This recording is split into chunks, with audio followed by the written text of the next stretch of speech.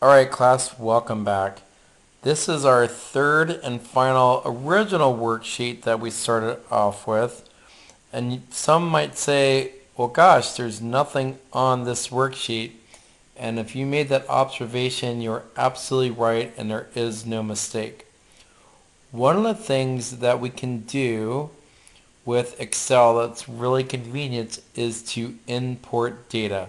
That's exactly what we're going to do right here.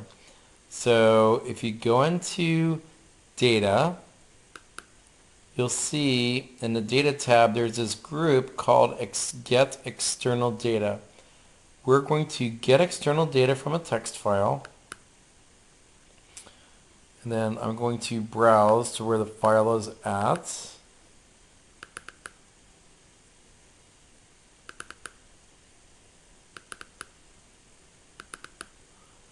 And then this will automatically pull up a text file or a CSV file. For this particular case, we're going to be doing the in-class data numbers text. I'm going to click import. And this brings up a text import wizard. You'll see that you can either have two options. One is delimited and the other one is fixed width. This is tab delimited data, so we'll keep it right where it's at. And you'll see a preview of the data. So looking at this, here's like IP addresses, and this is basically a company that we're doing an analysis for their websites and browsers and different connections. So you'll see that this does in fact have data headers. So we'll click that and hit next. And then you'll see that here's tab delimited.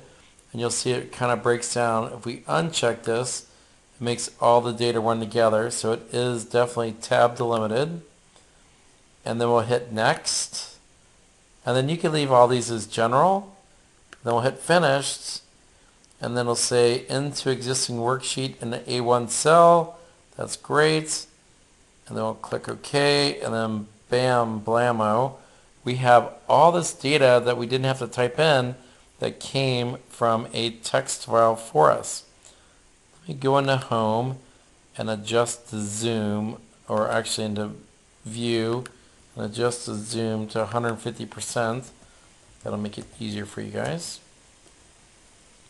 Okay, so now we're on this direction. So the first step, I didn't actually show you this, but it says import data from the site statistics text file into sheet 1 and rename the worksheet in class. In actuality, that's not going to be the site statistics text file. It's going to be the in class data text file. Okay. And then now we're going to rename the worksheet to in class. So site stat is not going to become in class. Okay, so that completes that step. Okay, let's see what we're going to do on the next step. So we're going to apply time format in month, day, year, hours, minutes format for entry and exit columns. So if we look into our worksheet, we'll see here's entry and here's exits. And these kind of look like funky numbers anyways. So the easiest way to do this is I usually go down at the bottom. So I'm going to start with F50 here. And then I'm going to go up to F2. And then we're going to go into, we're going to click this down arrow here. And you're not going to click this date or time elements in here. What we want to do is click the more number formats. Then we said we want to look at time.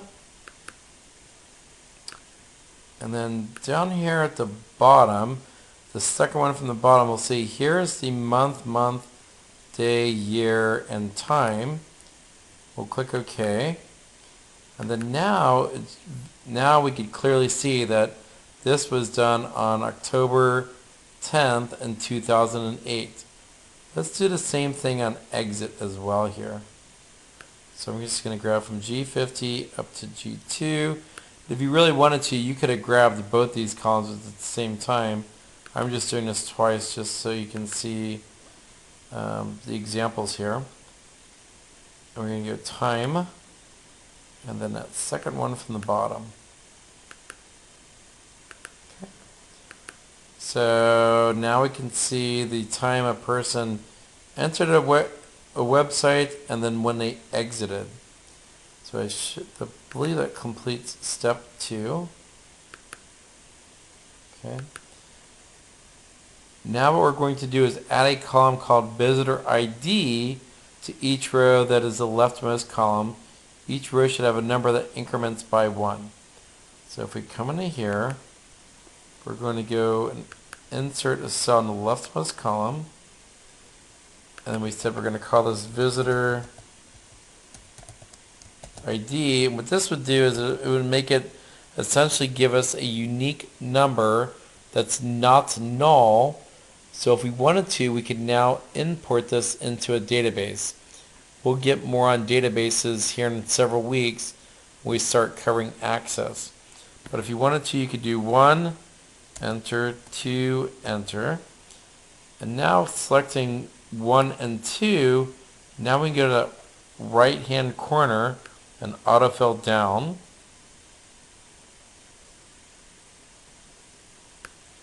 Okay, and that just saved us a lot of typing right there.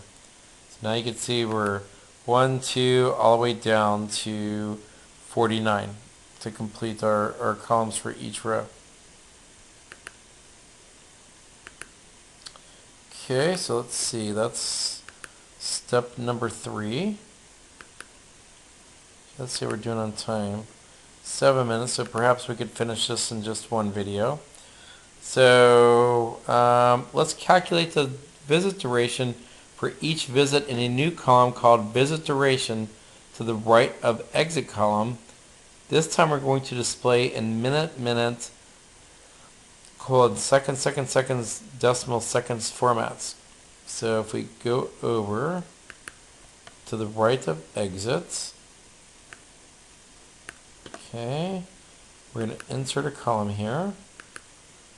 We said we're going to call this visit duration. And then if we want to see how much time a person spent on this site, what we can do is we can subtract the time a person entered from exit, and that'll give the total time. So we can just simply say equals the exit time minus the entrance time. Okay, and that's going to give us kind of a funky format, but what we want to do is we said we wanted to change this into, you'll see it's in date format, we want to change it into a special time format. So we go on more number formats and go to time. It should be the fourth one from the bottom. Let's see, and there it is right there. Minute, colon, second dot second format. We'll click on OK. So this looks like they spent 24 minutes and 34 seconds on the website, and that looks about right. So now we could just drag and autofill this down. Okay. And then now we have the time of visitors spent on the website. So why don't we pause here, and then we'll start up another video to complete the last couple of steps here.